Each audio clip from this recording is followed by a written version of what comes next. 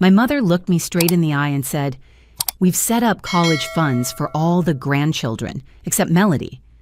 The words hung in the air, like a slap I should have seen coming, but somehow didn't.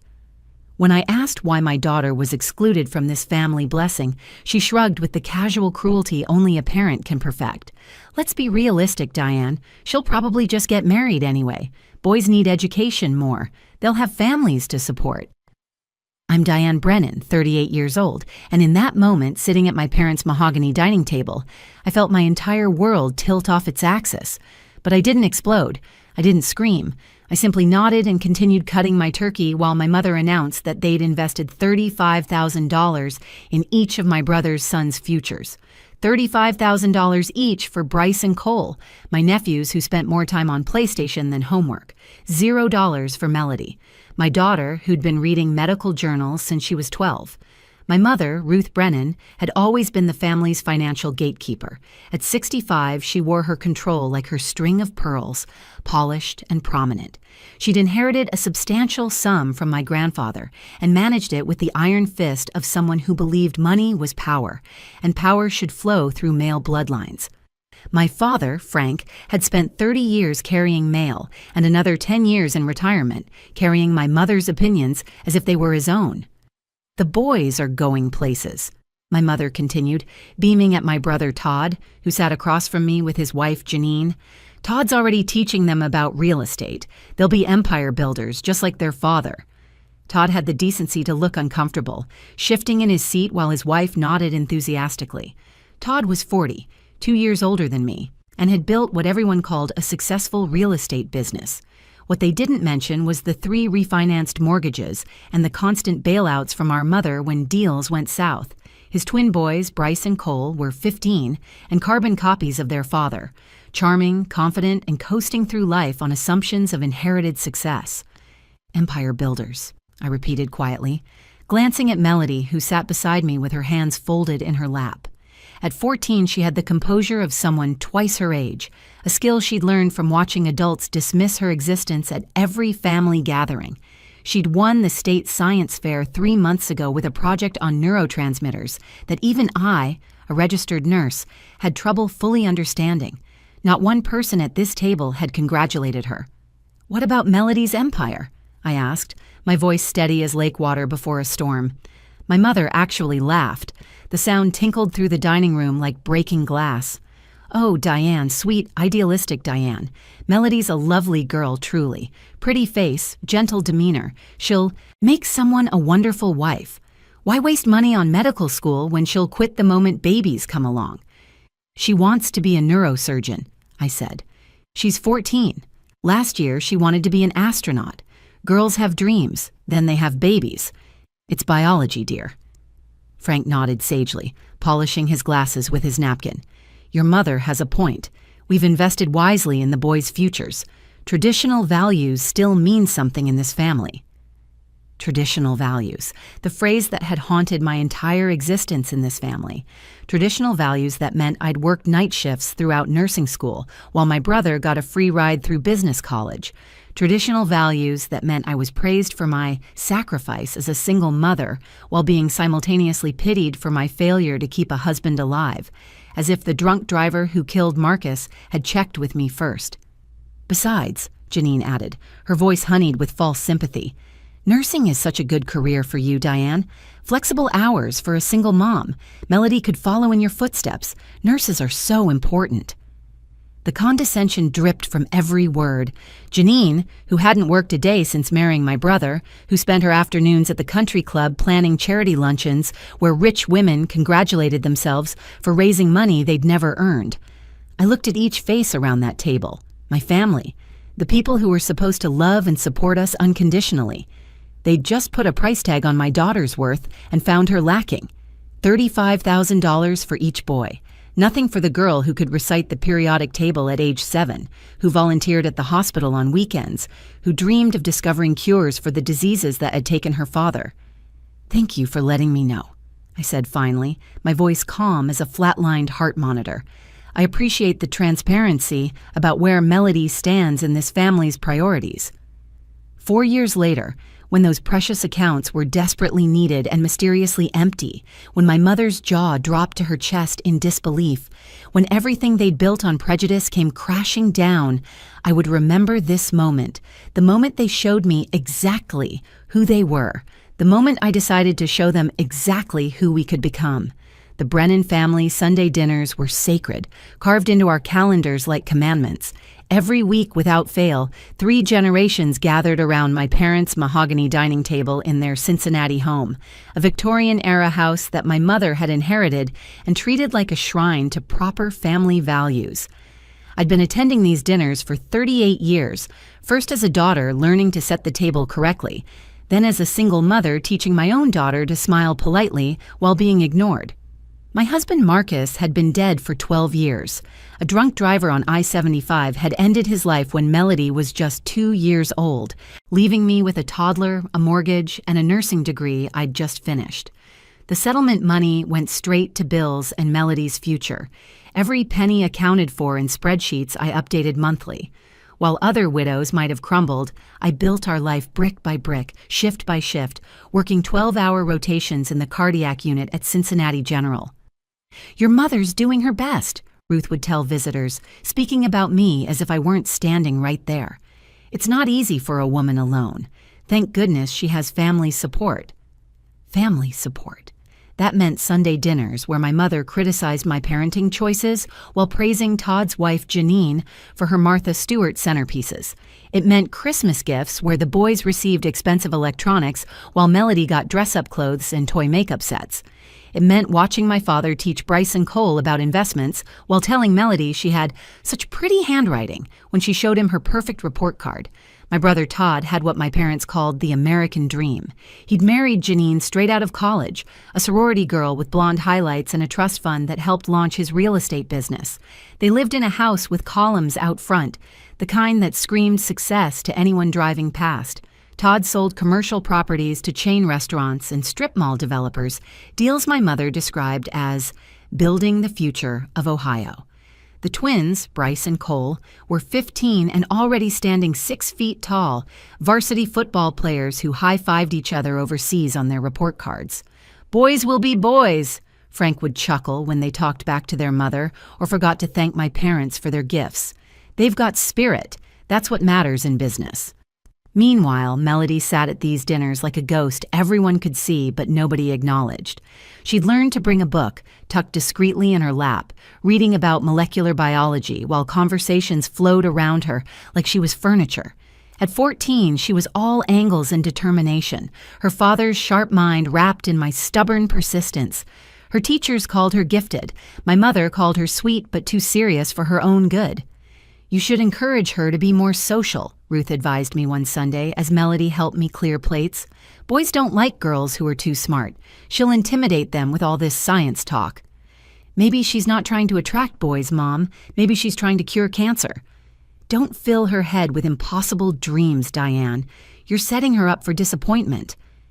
This from a woman who'd never worked outside the home, who'd spent 50 years having her opinions formed by my father's Fox News habits and her Wednesday bridge club.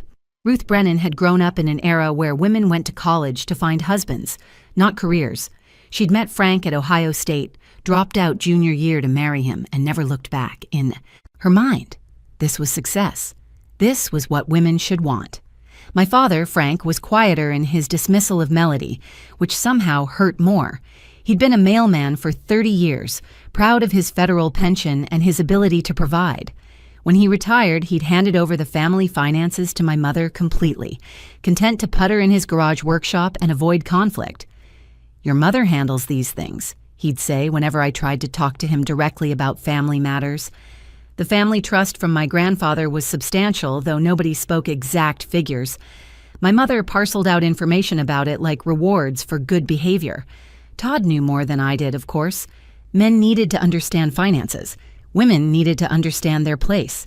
"Diane makes good money at the hospital," my mother would tell her friends at church. Of course, it's shift work. Not ideal for a woman with a child, but what choice does she have? Choice. Everything in my mother's world came down to the choices women shouldn't have made. shouldn't have pursued careers that demanded long hours, shouldn't have raised daughters to dream beyond their circumstances, shouldn't have forgotten that biology was destiny and marriage was the ultimate goal. But sitting at those dinners, watching Melody absorb every slight with quiet dignity, I knew the truth. The choice I'd made was to raise a daughter who would never need anyone's permission to become extraordinary, even if I had to do it alone, even if my own family was the biggest obstacle we'd have to overcome. Everything changed during Thanksgiving dinner when Melody was 14. The dining room smelled of rosemary and sage. My mother's china gleamed under the chandelier, and 5 pies lined the sideboard like soldiers. Ruth had spent 3 days preparing, orchestrating the meal with the precision of a general planning an invasion. This was her favorite holiday, the one where she could display the family like trophies, proof of her successful matriarchy. My mother clinked her crystal glass with a silver spoon, standing at the head of the table with the satisfied smile of someone about to deliver life-changing news. Frank sat beside her, nodding preemptively at whatever she was about to say. "Frank and I have wonderful news," she announced, her voice carrying the authority of a royal decree. "We've been working with our financial advisor, Mr. Hutchinson, for the past 6 months. After careful consideration and planning, we've established college funds for our grandsons, $35,000 each for Bryce and Cole." The table erupted in celebration. Todd raised his wine glass so quickly he nearly knocked over the gravy boat. "Mom, Dad, this is incredible. The boys will be so grateful." Janine clutched her chest dramatically. "Oh, Ruth, Frank, you're too generous. This will change everything for them." Bryce and Cole high-fived across the table, already spending money they wouldn't see for 3 years. "Thanks, Grandma. Thanks, Grandpa," they chorused, their attention already drifting back to their phones. I sat perfectly still, waiting. Surely there was more. Surely my mother would continue with, "And of course we've set up the same for Melody." The silence stretched like a taut wire. Melody sat beside me, her fork suspended halfway to her mouth, waiting for her name. It never came. "What about Melody?" I finally asked, my voice cutting through the congratulations. My mother's smile faltered for just a second before she recovered. "Well, we had to be practical with our resources, dear." "Practical?" The word tasted bitter.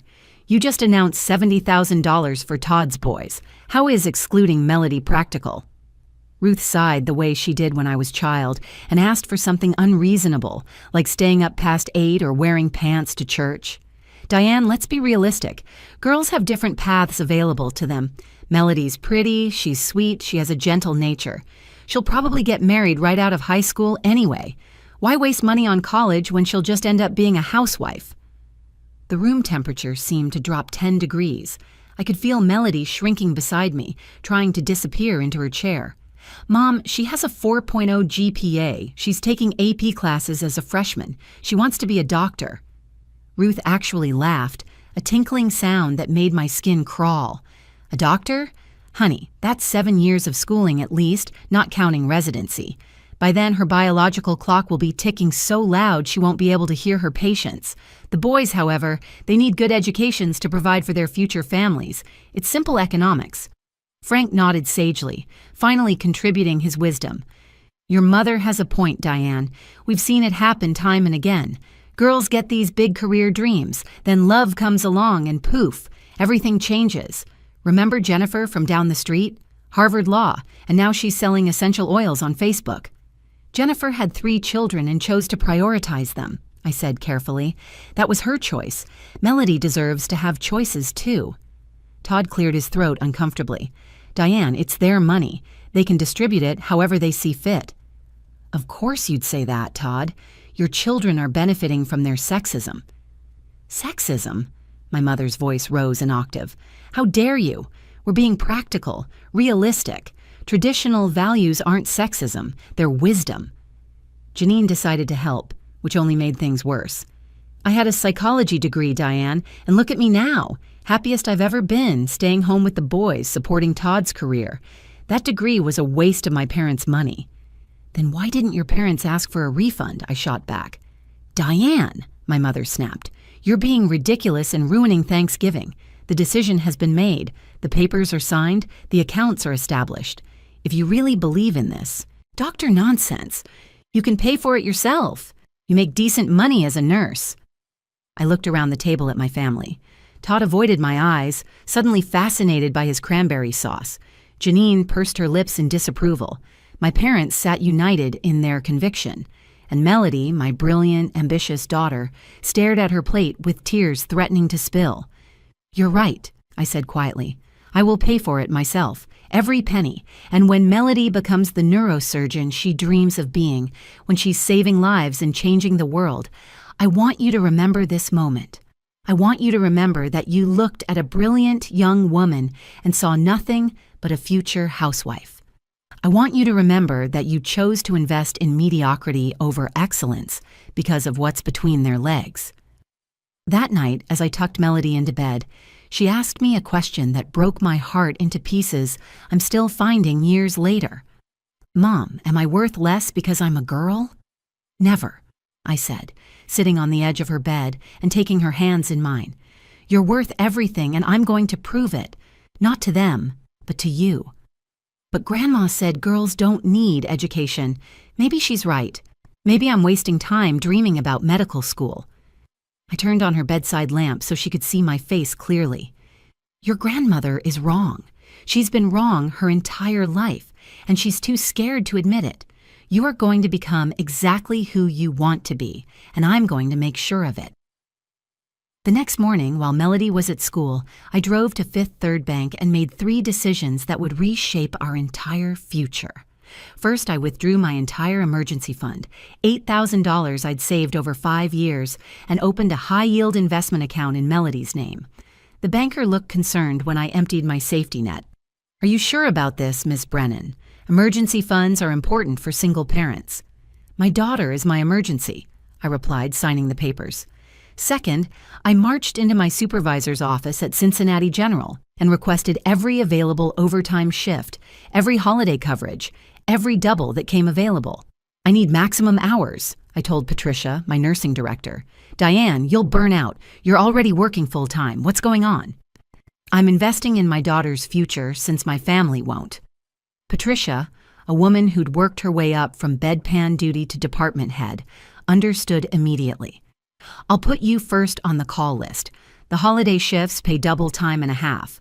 Third, and most significantly, I enrolled Melody in the Cincinnati Academy for Advanced STEM Studies, a private preparatory school that cost $15,000 a year. I'd have to work an extra 20 hours a week to afford it, but they had a medical sciences track that included laboratory experience and hospital shadowing programs. "We're declining Sunday dinners for a while," I told my mother over the phone that afternoon. "What do you mean, declining? Family dinner isn't optional, Diane." "It is now. Melody has academic commitments on weekends. Her new school has Saturday programming." "New school? What new school? The public school isn't good enough suddenly?" "The public school doesn't have advanced biology labs or partnerships with the University of Cincinnati Medical School. The academy does." My mother's voice turned icy. "You're being dramatic and spiteful. This is about the college funds, isn't it?" "This is about my daughter's future. If you won't invest in it, I will." "You're poisoning her against her family, Diane, filling her head with unrealistic expectations. When she fails, and she will fail, it will be your fault." I hung up without responding. The schedule I maintained for the next 2 years was brutal. Monday through Wednesday, I worked 12-hour day shifts. Thursday and Friday, I picked up evening shifts in the emergency department. Saturdays, I worked private duty nursing for wealthy patients who paid cash. Sundays, which used to be family dinner days, I spent with Melody, reviewing her homework, discussing her projects, and teaching her about financial literacy. "This is a compound interest calculator," I showed her on my laptop one Sunday. "If we invest $100 a month starting now, by the time you're in medical school, you'll have significant funds." "But Mom, you're exhausted. I see you falling asleep at the kitchen table." "Temporary exhaustion for permanent gains," I told her. "Besides, every hour I work is an hour investing in someone who's going to change the world." I taught her about stocks, bonds, mutual funds. We opened a small brokerage account with $500, and I let her make investment decisions. She researched for hours, finally choosing 3 tech companies she believed would grow. Within a year, that $500 had become $2,000.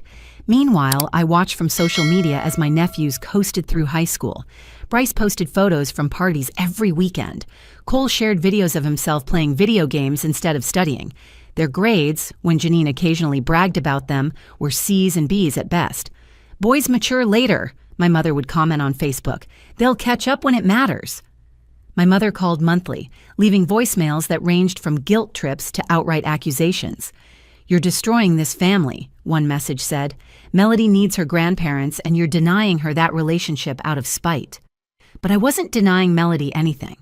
I was giving her everything my family wouldn't: belief in her abilities, investment in her dreams, and proof that her worth wasn't determined by her gender, but by her determination.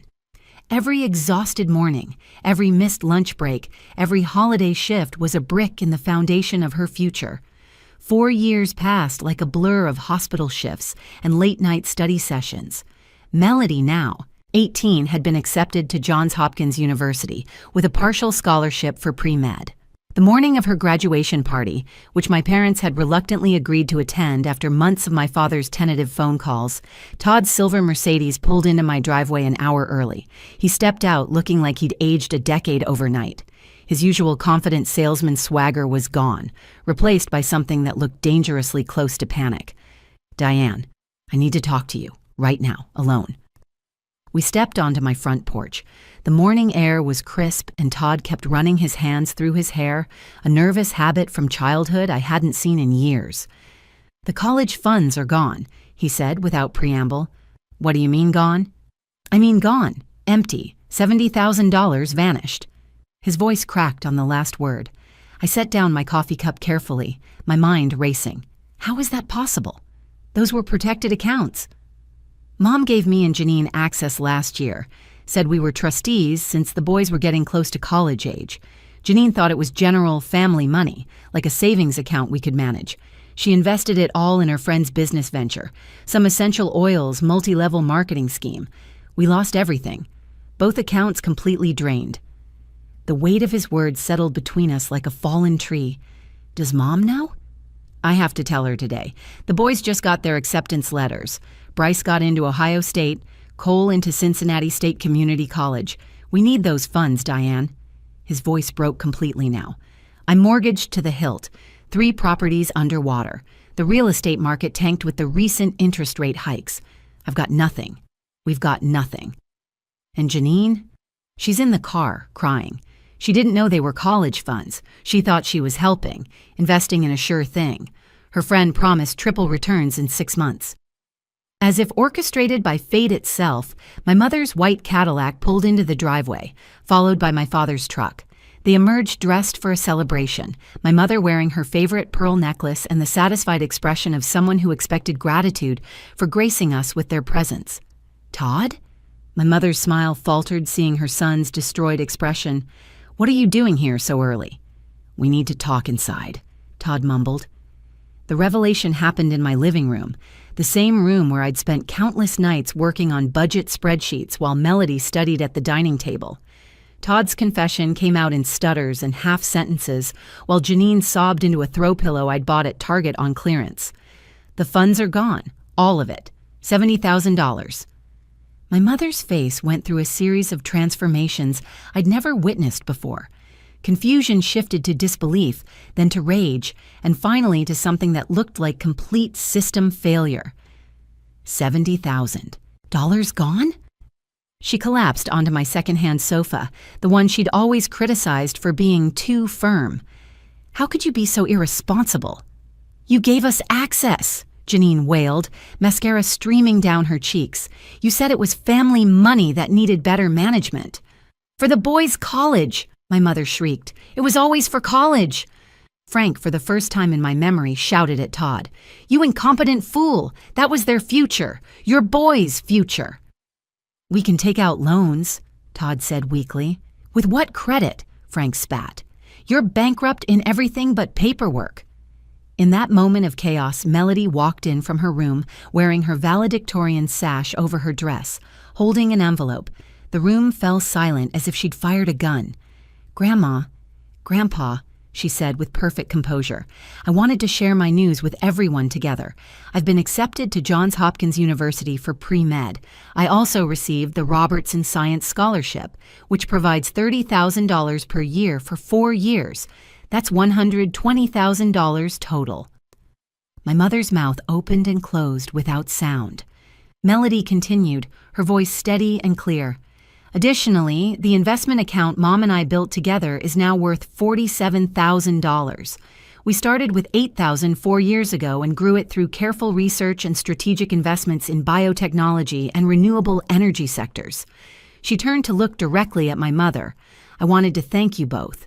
When you said I wouldn't need college money because I'd just get married anyway, it became the motivation I needed. Your doubt became my fuel. Every time I wanted to quit studying, I remembered that you'd invested $35,000 in my cousins and $0 in me because of my gender. It pushed me to earn every scholarship available, to prove that young women don't need your permission or your money to succeed." She turned to her cousins, who looked like they'd been struck by lightning. "Bryce, Cole, I'm sorry about your college funds, but you can still go to college. With federal aid, work-study programs, and student loans, you can make it happen. I've researched some programs for you both. Success isn't determined by how much money someone hands you, but by how hard you're willing to work for your dreams." The graduation party that followed was the quietest celebration I'd ever hosted. My mother sat in the corner of my living room, clutching her pearls like a lifeline, watching Melody interact with her guests. The attendees weren't family friends or relatives, but rather the people who'd actually supported Melody's journey. Dr. Harrison from her STEM program, her mentor Dr. Patel from the hospital where she volunteered, 3 young women from her investment club, and her advanced biology teacher who'd written her recommendation letters. Before leaving, Ruth approached me with tears streaming down her carefully powdered cheeks. "I was wrong," she whispered, her voice barely audible. "I was so terribly wrong." "Yes, you were," I said simply, not offering the comfort she sought. "But Melody isn't vindictive. She's already planning to establish a scholarship fund for young women in STEM once she becomes a doctor. She says she wants to help girls whose own families don't believe in them." My father stood behind my mother, his shoulders slumped in a way I'd never seen. "We failed her," he said quietly. "We failed both of you." "You did," I agreed, "but she succeeded anyway, maybe even because of it." Todd's family struggled through the following years, but eventually found their footing. The boys attended community college while working part-time jobs at a local warehouse. For the first time in their lives, they learned the value of a dollar earned rather than given. Bryce discovered he was good at welding and entered a trade program. Cole found his calling in automotive technology. They were building careers with their hands and their sweat, perhaps learning more about real success than any university could have taught them. Janine got her first job in 15 years, working as a receptionist at a dental office. The humiliation of losing the college funds had shattered her confidence, but slowly, paycheck by paycheck, she was rebuilding it. She apologized to me last Christmas, a genuine apology without excuses or deflection. "I was so wrong about everything," she said. "Watching Melody succeed while my boys struggle has taught me that privilege without purpose is worthless." My relationship with my parents slowly healed over the years, though it was forever changed. They attended Melody's white coat ceremony 3 years later, sitting in the back row of the auditorium. When she walked across that stage to receive her first medical coat, I watched my mother cry the kind of tears that come from profound regret mixed with unexpected pride. During her speech as class representative, Melody said something that still echoes in my mind. "I stand here not in spite of those who doubted me, but because of them. Every closed door taught me to build my own. Every no became my watch me." To the young women out there who've been told they're worth less, that their dreams are too big, that they should settle for less because of their gender, don't believe it. Your worth isn't determined by others' limitations, but by your own determination. The audience erupted in applause, but Melody wasn't finished. I want to thank my mother, who worked 16-hour days to pay for my education when my own grandparents said I wasn't worth investing in because I'd probably just get married anyway. Mom, you taught me that the best revenge against discrimination isn't anger, it's excellence. Today, Dr. Melody Brennan runs a free clinic in underserved communities while completing her residency in neurosurgery at Johns Hopkins. She's also engaged to a wonderful pediatric surgeon she met in medical school, Dr. James Chen. Their partnership is built on mutual respect and shared ambitions, not financial dependence or traditional gender roles. They're planning a small wedding next spring, which my mother will attend as a humbled guest rather than the matriarch she once was. My mother, now 73, volunteers at Melody's clinic every Tuesday, registering patients and hearing stories of other young women fighting for their dreams against family opposition. Last month, she called me crying after meeting a 17-year-old girl whose father refused to sign her college applications. "I was that father," she sobbed. "How many girls did I discourage over the years with my outdated beliefs?" The answer was too many, but redemption doesn't require a number. It requires action. My mother recently announced she's donating her entire remaining inheritance to establish a college fund exclusively for granddaughters and great-granddaughters in families who think girls don't need education. She named it the Melody Brennan Second Chances Fund. The greatest lesson from our story isn't about money or revenge or even success. It's about the power of believing in someone when the world tells them they don't matter. Every dollar I invested in Melody's education, every hour I worked instead of resting, every family dinner we missed to study instead, these weren't sacrifices. They were investments in proof that a girl's worth has nothing to do with her gender and everything to do with her courage to pursue her dreams. Sometimes the best response to, "she'll probably just get married anyway," is a lifetime of proving that marriage and success aren't mutually exclusive, and that a woman's worth has never been determined by either. If this story resonated with you, if you've ever been told you're not worth investing in, or if you're fighting to prove someone wrong, please share this video with someone who needs to hear it. Leave a comment below about your own journey of overcoming doubt, and don't forget to subscribe to our channel for more stories of triumph over discrimination. Remember, your worth isn't determined by others' limitations, but by your own determination to succeed.